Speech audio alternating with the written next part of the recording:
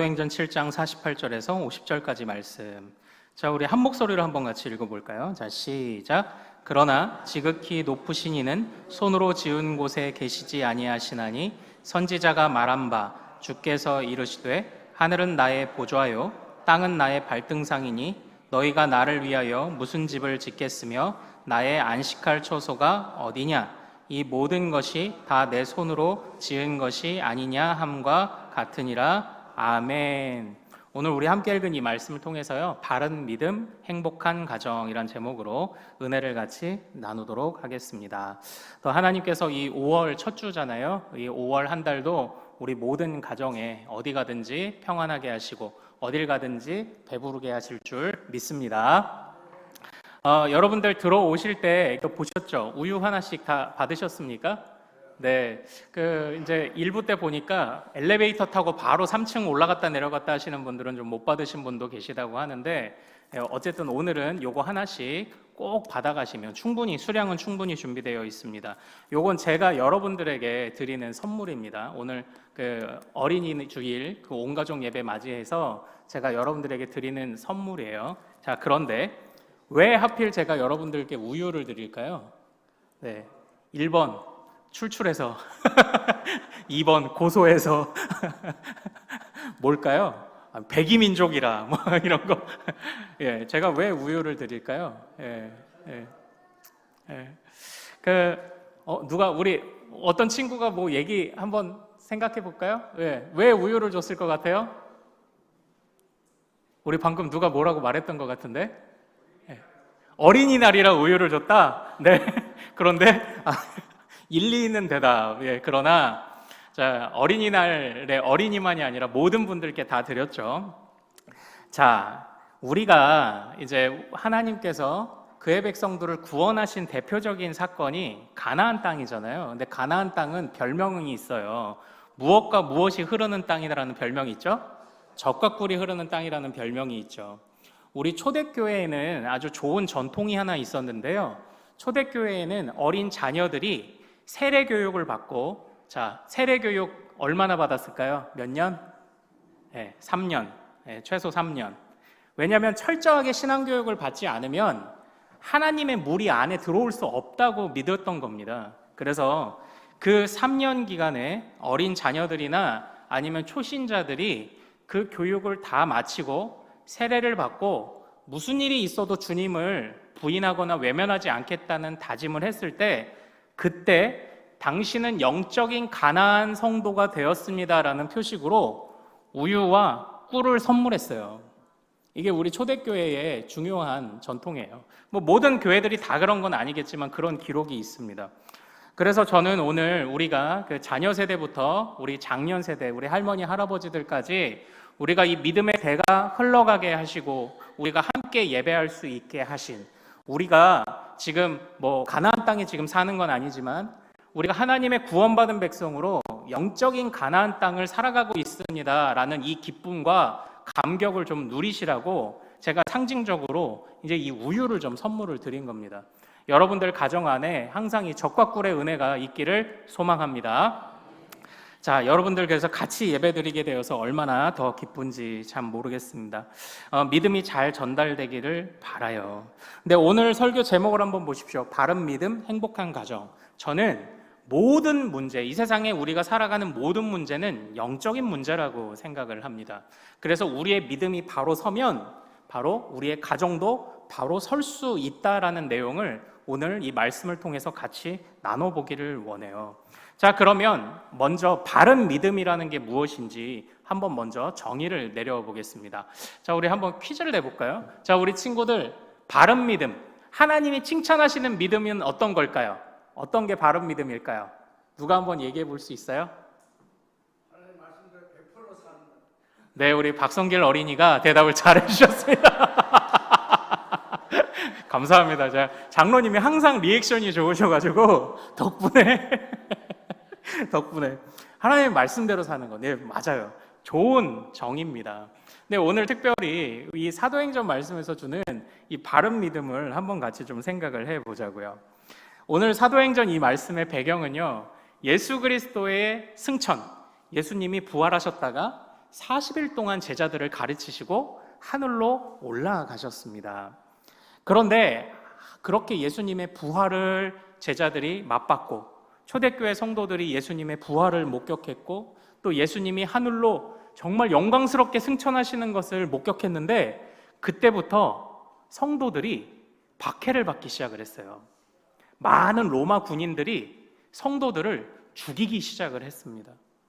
또 많은 유대인들이 성도들을 못살게 굴기 시작을 했습니다. 그러나 우리 믿음의 선배들은요, 그것을 견뎠나요? 견디지 못했나요? 견뎠습니다. 왜 견뎠죠? 바로 주님의 부활을 목격했기 때문이에요. 내가 주님의 목격자인데 내가 목격한 것을 부인하면 나는 거짓말하는 사람이 되는 거잖아요. 또 뿐만 아니라 주님이 승천하시면서 하신 약속이 있었죠. 내가 땅끝까지 너희와 항상 함께 하리라. 그 약속이 바로 오순절에 성령 강림으로 성령님이 오셔서 그 약속이 성취되었거든요. 성령님은요, 하나님은 너무 신비하죠. 우리 친구들 삼위일체라는 말 들어봤어요? 삼위일체? 네, 성부, 성자, 성령, 하나님이 한 분 하나님이시지만 독특하게 존재하십니다. 이렇게 우리가 배웠죠. 성령님도 하나님이신데 구약 시대에는 옛날에는 성령님이요, 특별한 사람들한테만 이렇게 임하셔서 찾아가셨어요. 어떤 사람들한테 찾아가셨을까요? 특별한 사람, 선지자, 선지자 그리고 제사장, 이런 하나님이 특별한 일을 맡기시는 사람들에게만 성령님이 좀 제한적으로 임하셨어요. 그러나 오순절 성령 강림 이후로 믿는 모든 자에게 성령이 충만히 임하시기 시작을 했습니다. 그래서요, 그들은요, 어려웠어요. 죽음의 위협을 당했어요. 하지만 견뎌냈어요. 부활의 목격자요, 또한 성령 충만함을 받은 사람들이기 때문에 그것을 견뎌냈습니다. 그러다 보니까 그들은 하나님을 절대 떠나지 않겠다는 약속을 했고요. 또 마치 눈이 나쁘면 우리가 무엇을 쓰죠? 안경을 쓰는 것과 똑같습니다. 마치 안경을 쓰는 것처럼 이 세상을 다르게 보기 시작했어요. 이 살아가는 세상을 흐릿하게 보다가 하나님의 눈으로 보니까 이 세상에 숨겨진 죄악도 숨겨진 어둠도, 와, 나는 저렇게 살면 안 되겠다. 와, 나는 주님이 기뻐하지 않으시는 일은 하면 안 되겠다. 이런 마음들을 또 갖게 되었다는 거예요. 하나님에 대해서도 바른 믿음을 갖고 이 살아가는 세상에 대해서도 바른 시각을 가지고 살았던 게 우리 믿음의 선배들입니다. 그래서 그들은 타협하지 않았고요, 물들지 않았어요. 그 중에 한 사람이 바로 오늘 본문에 등장하는 스데반이라는 바로 우리 집사님입니다. 이 스데반이라는 집사님이 얼마나 대단한지 보세요. 스데반 집사님은요, 그 당시에 열심히 복음을 전하고 교회의 성도들을 섬겼습니다. 그런데 이 스데반 집사님도 마찬가지로 그 당시에 로마의 군인들과 그리고 아직도 예수님을 인정하지 않는 유대인들의 지도자들, 바리새인들에게 핍박을 당했던 거예요. 그래서 너 재판장으로 나와! 라고 해서 스데반 집사님이 끌려간 거예요.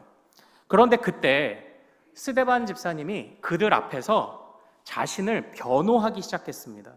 자신은 죄가 없노라고 설명을 하기 시작했어요. 엄밀히 말하면 설교를 하기 시작을 했어요. 그때 이 스데반 집사님이 어떤 하나의 실패한 교회 이야기를 들려줍니다.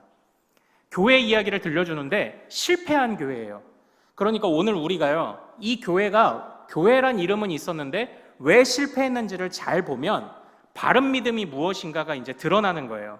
자, 스데반 집사님이 예로 들고 있던 실패한 교회, 그 교회는 어떤 교회였을까요? 우리 첫 번째 화면 같이 한번 보겠습니다. 자, 같이 읽습니다. 시작. 모세는 시내산에서 말하던 그 천사와 우리 조상들과 함께 광야 교회에 있었고 또 살아있는 말씀을 받아 우리에게 주던 자가 이 사람이라. 아멘. 잠깐 띄워주세요. 여기서 스데반이 어떤 교회를 이야기하고 있습니까? 광야 교회를 이야기하고 있어요. 구약 성경에서 이집트에서, 애굽에서 탈출해서 가나안에 가기까지 광야에서 40년을 보냈는데 구약은 여기를 교회라는 이름으로 부르고 있지는 않아요. 하지만 우리 믿음의 선배들은 그들도 교회였다라고 지금 말하고 있는 겁니다. 여기서 교회의 정의가 드러나죠. 교회는 하나님께 부름받은 공동체가 교회예요. 그런데 이 광야 교회가요, 어떤 일들을 저질렀는지 아십니까? 이제 화면 내려주셔도 돼요. 이 광야 교회가 왜 실패했다고 이야기를 하고 계시는지 아십니까? 우리 다음 화면 한번 볼까요? 7장 41절 다음 화면 같이 읽습니다. 시작. 그때에 그들이 송아지를 만들어 그 우상 앞에 제사하며 자기 손으로 만든 것을 기뻐하더니, 이렇게 돼 있죠. 그때에 광야 교회가 실패했대요. 어떻게 실패했냐면 모세가 하나님을 만나고 십계명의 돌판을 받아서 내려왔더니 아론이 우상을, 송아지를 만들어서 백성들로 하여금 이게 바로 하나님이다 이렇게 말하면서 송아지를 보고 예배를 하고 절을 하게 만들고 있었던 거예요. 그래서 모세가 화가 나서 어떻게 했죠? 십계명의 돌판을 깨트려 버리잖아요. 이 스데반이요, 바로 이것이 광야 교회의 실패였다고 말해요. 또 그들은 해, 달, 별을 그들은 숭배하면서 그들도 우상 숭배를 했었습니다. 자, 그런데 한번 잘 보십시오. 우상이라는 것, 우리 두 번째 화면 다시 한번 보여주실까요? 여기서 우상의 정의가 나와요. 우상의 정의가 무엇입니까? 자기 손으로 만든 것을 섬기면 이게 우상입니다. 우리는 여기서 믿음의 실패 한 가지를 보게 돼요. 없던 것을 만들면 그게 믿음의 실패예요. 하나님이 아닌 것을 하나님이라고 섬기면서 지금 하나님을 만들어냈잖아요. 없던 것을 만들어내면 이게 바로 우상 숭배이자 이게 바로 믿음의 실패인 겁니다. 하나님이 지으신 것, 이 세상은 하나님이 지으신 것만이 존재해야 하는 그런 세상이죠. 그런데 없던 걸 만들어내면요, 바로 그게 죄가 되는 거예요. 그게 실패가 되는 거예요. 근데 또 그와 관련해서 우리 다음 화면 3번 화면 한번 볼까요? 7장 44절 48절 같이 읽습니다. 시작. 광야에서 우리 조상들에게 증거의 장막이 있었으니 이것은 모세에게 말씀하신 이가 명하사 그가 본 그 양식대로 만들게 하신 것이라. 그러나 지극히 높으신 이는 손으로 지은 곳에 계시지 아니하시나니. 아멘. 이렇게 돼 있죠. 또 두 번째 실패가 드러납니다. 첫 번째는 없던 걸 만들어내면 이게 믿음의 실패라고 말씀드렸죠. 두 번째 우리가 읽은 이 사도행전 7장 44절 48절은 뭘 얘기하냐면, 그럼에도 불구하고 범죄한 백성들에게 하나님이 여전히 성막이라는 예배 처소, 근데 단순히 예배당이 아니라 하나님이 함께 하신다는 그 약속의 징표를 주셨어요. 그런데 그것마저도 그 이스라엘 백성들이 광야에서 더럽히고 오염시켰다고 이야기를 하는 겁니다. 그러니까 죄를 지었는데 하나님이 그래도 여전히 함께 하신대요. 얼마나 감사해요. 그럼 하나님을 더 사랑해야죠. 그런데 거기서 사람들이 이렇게 말하는 겁니다. 야, 그거 죄 좀 지으면 어때? 그 성막 가서 그거 양 한 마리 제사 드리고 그냥 제사 드려. 그러면 다 용서해 주시겠지. 이렇게 말하면서 하나님을 무시하기 시작을 했다는 거예요. 여기서 우리는 또 한 가지 실패를 보게 됩니다. 없던 것을 만들어내는 것도 믿음의 실패고요. 있던 것을 본래의 의미를 왜곡시키는 것도 믿음의 실패예요. 그들은 하나님을 만들어냈기 때문에 믿음에 실패했고요. 그들은 성막을 본래의 기능으로 지켜나가지 못했기 때문에 왜곡시키고 변형시키고 바꾸어버렸기 때문에 그게 또 믿음의 실패였다라는 겁니다. 그래서 사도행전은요, 스데반은 이런 죄악을 뭐라고 얘기하는 줄 아세요? 우리 다음 화면 한번 볼까요? 자, 우리 큰 목소리로 같이 한번 읽어보겠습니다. 시작. 목이 곧고 마음과 귀에 할례를 받지 못한 사람들아, 너희도 너희 조상과 같이 항상 성령을 거스르는도다. 이사여서 그들이 반역하여 주의 성령을 근심하게 하였으므로 그가 돌이켜 그들의 대적이 되사 친히 그들을 치셨더니. 그러니까 구약의 이사야 선지자나 아니면 사도행전에서 지금 성령이 충만한 스데반 집사님이 동일하게 하는 얘기가 똑같습니다.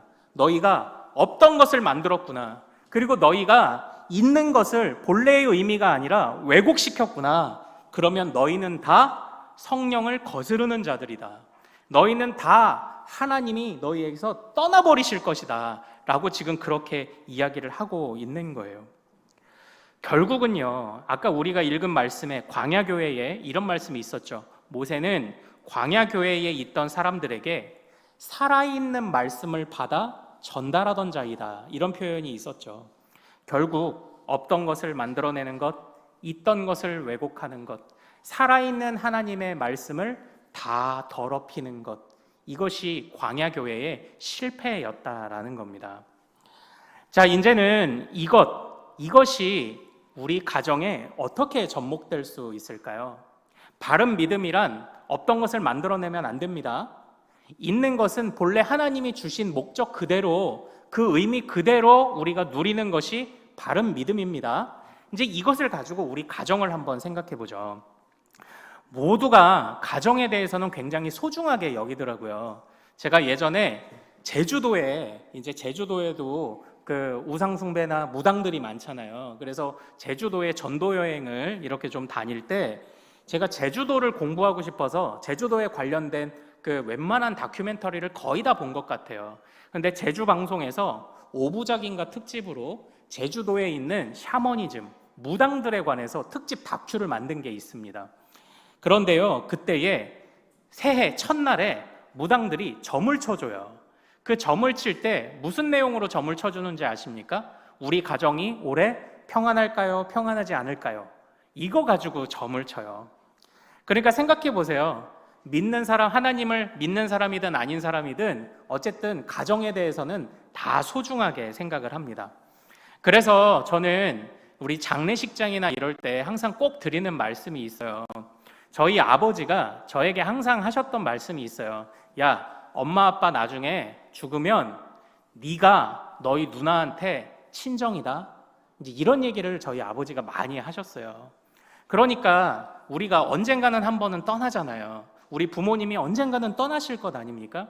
그때에 우리 아빠 얼굴 닮은 오빠 얼굴 보면서 내가 거기가 친정이 되는 거고요. 우리 엄마 얼굴 닮은 누나 얼굴 보면서 엄마를 떠올리는 거예요. 그래서 제가 장례식장에서는요, 특히 형제끼리 잘 지내시라고 당부를 항상 드리는 이유가 거기에도 있어요. 이처럼 믿는 자들이든 믿지 않는 자들이든 가정에 대해서는 다 소중하게 생각합니다. 또 요즘에는요, 그 컴퓨터가 인공지능하고 막 접목되잖아요. AI. 그러다 보니까 제 컴퓨터 안에서 1년 전 오늘, 그러니까 1년 전 5월 5일 날 찍은 사진을 보여줘요. 자동으로. 2년 전 5월 5일 날 찍은 사진 보여주고, 뭐 10년 전 5월 5일 날 찍은 사진, 이런 걸 추천하는 기능이 있더라고요.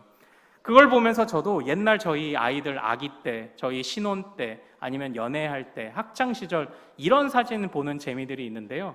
그처럼 그런 사진들 보는 것만으로도 제 마음이 참 흡족할 만큼, 요즘 이제 제가 그래서 그런 사진을 자꾸 저희 가족 단톡방에 올리니까 저희 아이들하고 이제 아내가 물어봐요. 아니, 요즘 왜 자꾸 이런 사진 올리는 거야? 그래서 제가 뭐라고 했는지 아세요?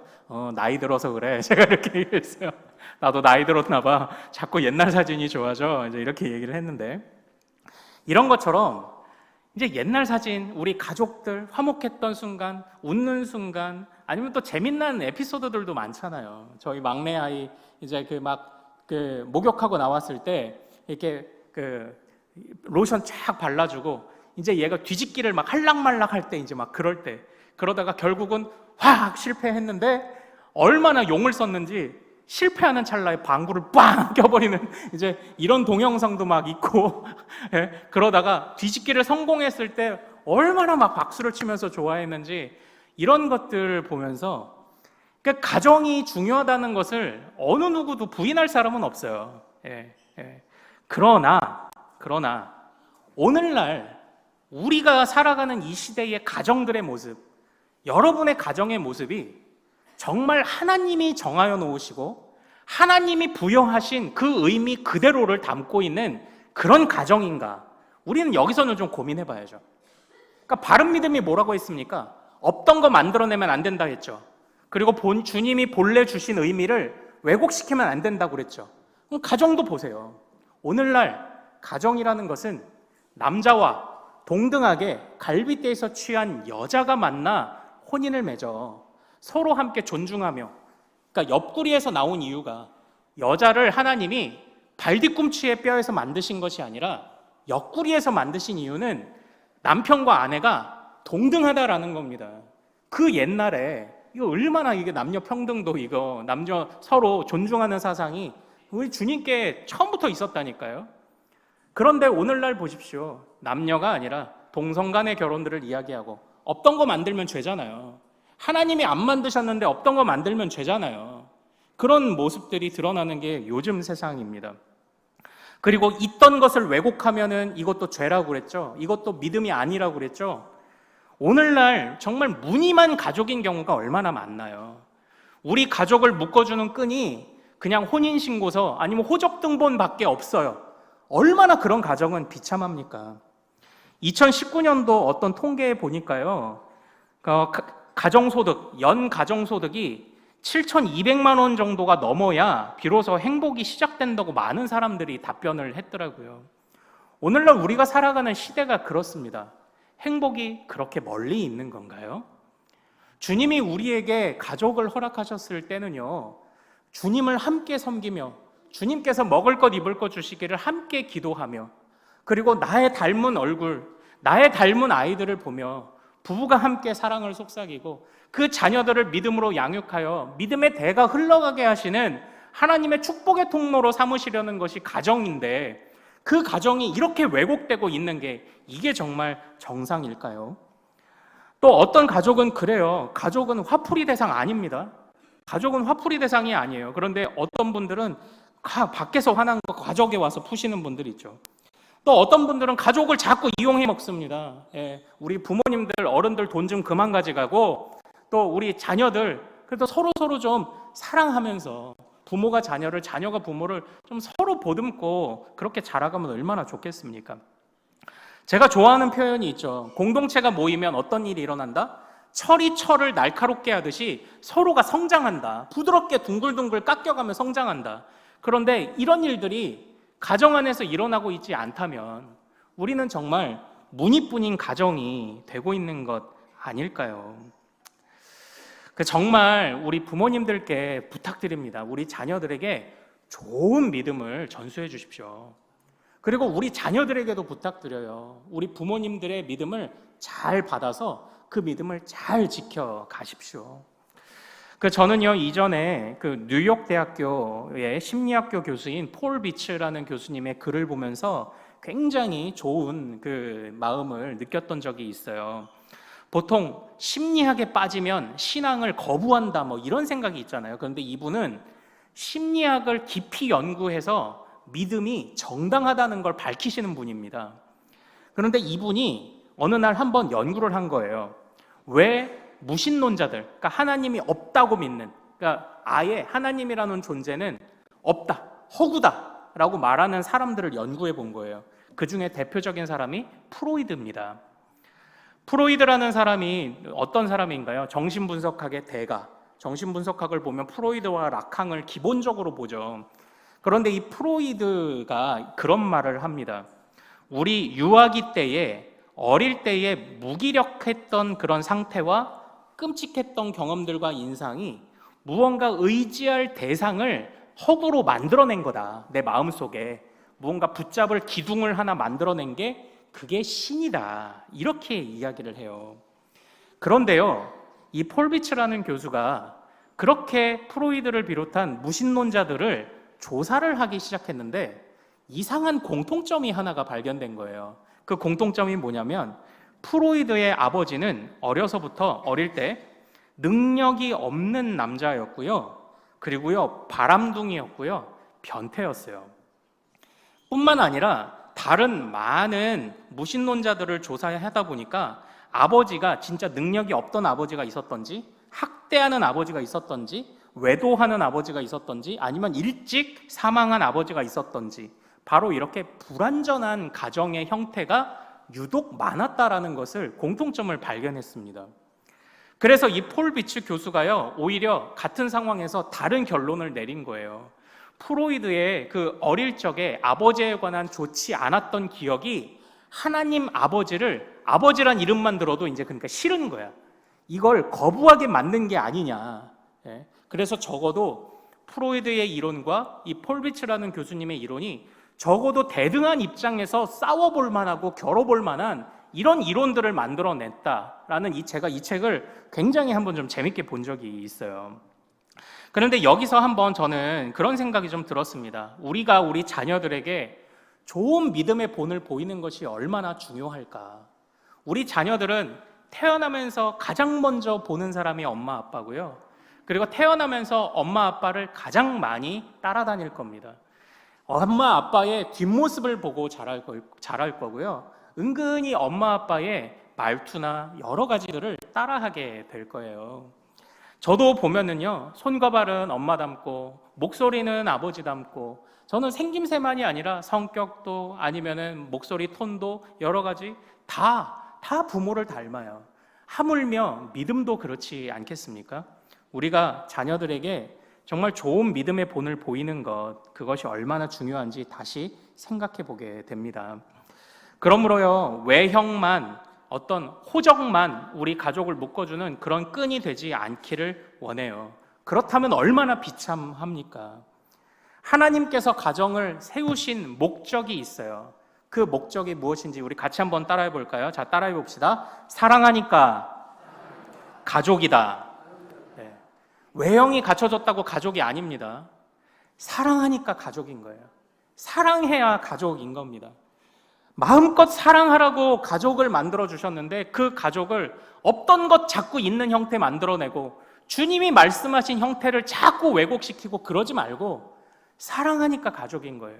주 안에서 사랑하니까 가족이다. 바로 이것을 우리가 절대 잊지 않는 우리 믿음의 가족들 되시기를 소망해요. 우리 자녀들이 실패하고 실수 많이 하죠. 우리 부모님들도 용납해 주셔야 되지만 우리 자녀들도, 우리 부모님들도요, 부모가 다 처음이잖아요. 우리도 자녀 역할이 처음이고 모두가 다 실수가 있고 실패가 있습니다. 부모도 자녀를 용납하고 자녀도 부모를 용납하고. 그래도 혹시라도 우리 가족은 너무 좋은 기억이 없어요. 아버지나 엄마한테 미안하다고 사과받고 싶었는데 사과도 못 받고 그냥 떠나버리셨어요 하는 분이 혹시 계시다면 우리의 가장 좋으신 아버지께서 그런 가정들, 그런 여러분들의 상처난 마음을 위로해 주시기를 소망합니다.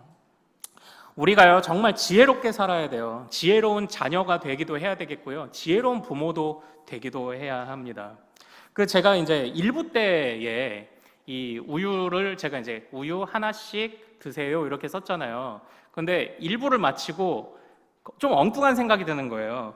우유 하나씩 드세요. 그럼 어떤 분은 이제 하나씩 이렇게 가져갈 텐데 어떤 분은 흰우유, 딸기우유, 초코우유를 종류별로 하나씩 가져갈 수도 있겠구나. 갑자기 이런 생각이 드는 거예요. 예. 여러분 생각해 보면요, 우리 안에 아니 이걸 이렇게도 생각할 수 있나 싶을 만큼 특이하게 생각하는 사람들도 생각보다 많습니다. 아니 이게 그럴 일이야? 이게 화낼 일이야? 이게 발끈할 일이야? 뭐 등등등.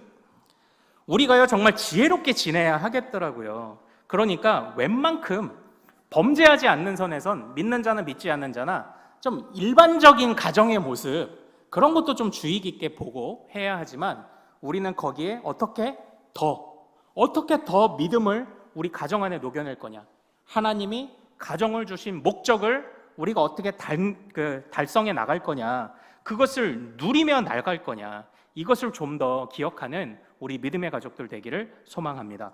없던 것 만들어내지 마십시오. 그리고 주님이 주신 것 왜곡시키고 변형시키지 마십시오. 가정도 마찬가지입니다. 가정은 사랑하기 위해 주신 하나님의 선물입니다. 그러므로 사랑하니까 가족이다. 사랑하니까 가족이다. 이 마음 절대 잊지 않으시고 가족들, 우리 부모님과 자녀들이 서로 사랑하고 용납하고 이해하는 그런 믿음의 가정으로 거듭나시기를 소망합니다. 자, 우리 같이 찬양하며 좀 기도로 나아갈까요? 주 안에 우린 하나.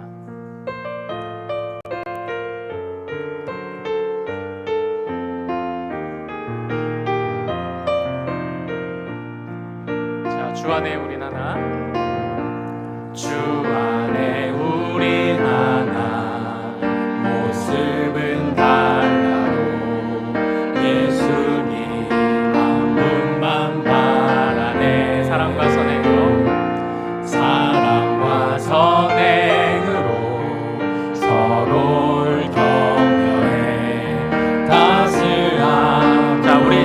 손들 붙잡고 우리 같이 한번 찬양하죠. 주님 우리 안에 함께 하시니 형제자매의 기쁨과 슬픔 느끼네. 내 안에 있는 주님 모습 보네. 그분 기뻐하시네.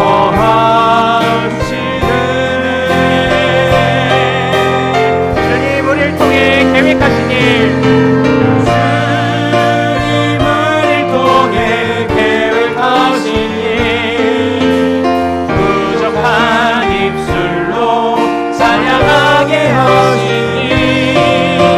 주님 우리를 통해 계획하신 일, 너를 통해 하신 일. 다시 한번 찬양합니다. 주 안에 우린 하나. 주 안에 우린 하나.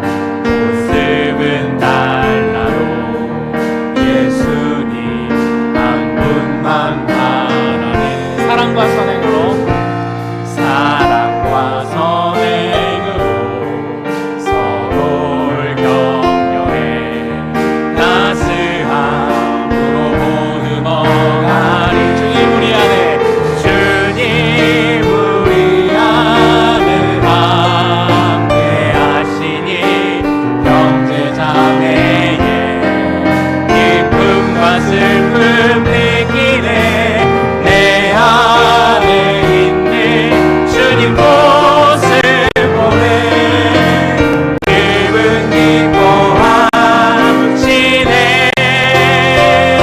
주님 우리를 통해 계획하신 일, 주님 우리를 통해 계획하신 일, 부족한 입술로 찬양하게 하시니. 주님 우리를 통해 계획하신 일, 너를 통해 하실 일 기대해. 주님 우리를 통해 계획하신 일, 주님 우리를 통해 계획하신 일, 부족한 입술로 찬양하게 하시니. 주님 우리를 통해 계획하신 일, 너를 통해 하실 일 기대해.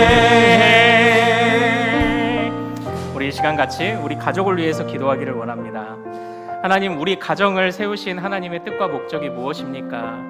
하나님, 우리 각자에게 맡겨주신 수많은 은사와 재능, 달란트들 다 달라서 우리가 어디로 가야 될지 우리는 끊임없이 분별해야 하지만, 그러나 우리가 확실히 아는 것 있습니다. 하나님, 가족을 사랑하라고 주신 것임을 믿습니다. 믿음의 대가 흘러가게 하라고 가족을 주신 줄로 믿습니다. 세상의 기준들이 아니라 함께 있어서 사랑하니까 가족이고, 사랑해서 좋고, 사랑하기 때문에 겉의 모든 외형적인 어려움을 다 이겨낼 수 있을 것처럼 힘이 나오게 하시는 바로 그 가정을 우리에게 허락하셨는데, 하나님, 그 가정의 본질을 우리가 되찾도록 도와주옵소서. 바른 믿음의 눈으로 바른 가정을 보게 하여 주시옵소서. 하나님, 혹시라도 우리 여기저기 흩어져 사는 우리 자녀들, 고민하며 염려하는 자녀들이 있습니까? 하나님, 하나하나 기억하셔서 군대로, 유학으로, 취업으로, 또 여러 가지 사정, 기도 제목 있는 우리 자녀들, 또 우리 부모님들 건강으로 지켜주시고 복음이 들어가게 하시고 우리가 함께 믿음의 가족 될 수 있도록 인도하여 주옵소서라고 우리 주님께 우리 간절히 주여 한번 부르고 같이 가족을 위해 기도하겠습니다. 주여!